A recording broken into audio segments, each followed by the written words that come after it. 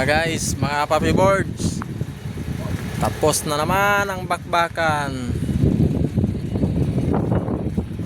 sa isang araw.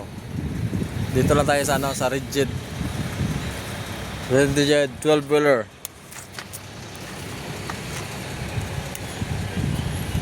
Wheeler tayo kasi lisensya natin pang 12-wheeler lang.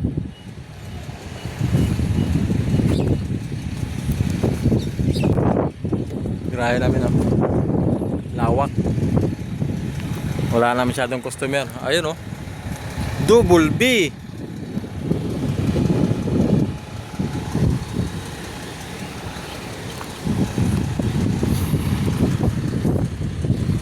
Unit ko. Bukas magalawa, kukunin na naman niya sa akin. Pag may mapisil na naman sila, adi magalawa. Yan pa. Mayroon pa isang road train. Habaw. Buti. Yan, isang road train.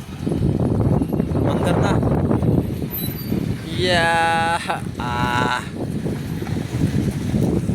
Dati hindi mahulugan ng karayom dito dati. Container ngayon. Mahal yun Wala silang customer na masyado. Taghirap. Hindi lang sa Pilipinas taghirap. Maging dito sa PG Island, Shackman,